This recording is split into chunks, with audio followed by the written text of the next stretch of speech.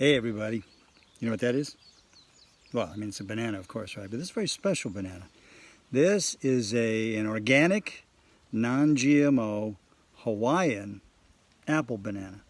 Very, very sweet. You can see it's a lot smaller than the average one you're going to find in the supermarket. But if you didn't know what that was, let's say you were from another planet and you just bit into it, you think, oh, bananas don't taste very good. You got to peel it first. You got to get to the sweetness inside. And that seemed to me to be a perfect metaphor for what I've been reading about in Renee's book, Get Real, about love, right?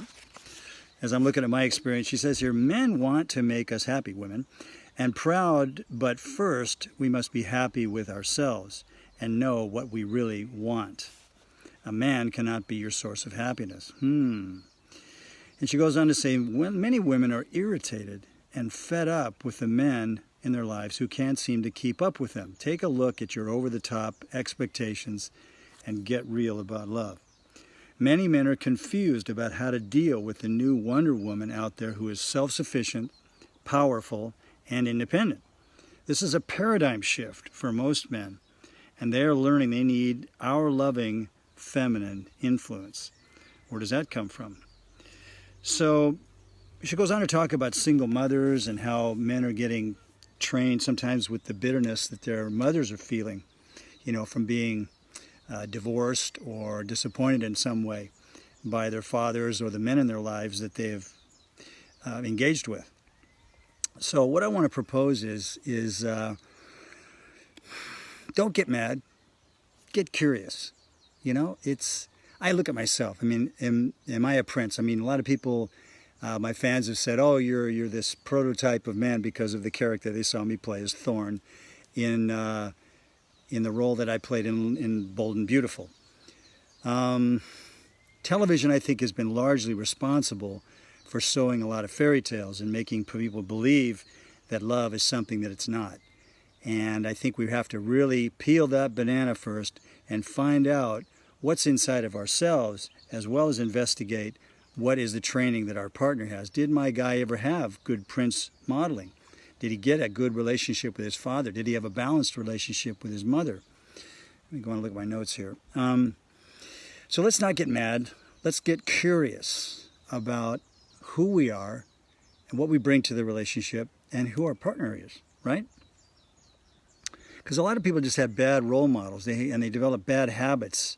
Now, I've had a unique experience in that I've traveled a lot in my life and I've dated women of various different ages, many of them much younger than me, but also from different cultures, who have different traditions about how even a relationship gets arranged. For example, in India, for a long time, most relationships were put together by the family, and you married who you were told to marry.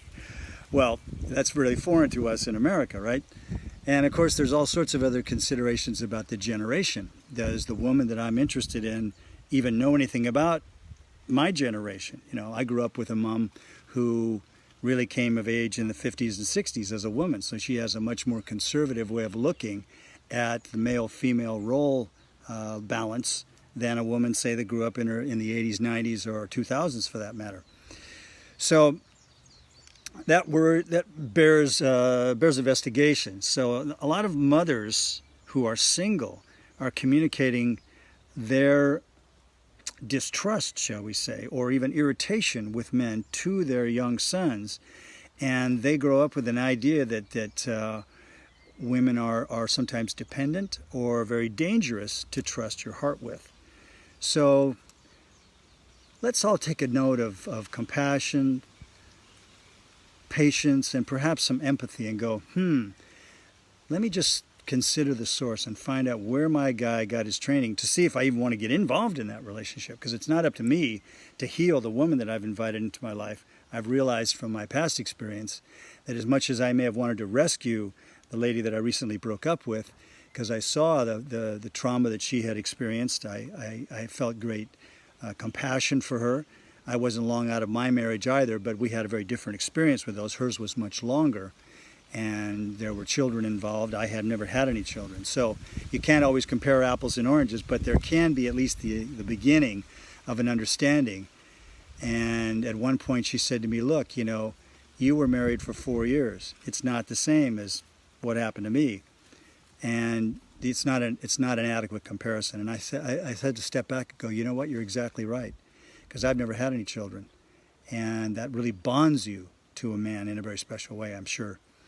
So anyway, we are going to talk some more about this topic. We'd like to have your comments and questions for Love Tips that happens on Instagram's IGTV for 10 minutes or so every Saturday. Come and join us. Love to have your questions in response to my video here, and we'll entertain them if we can.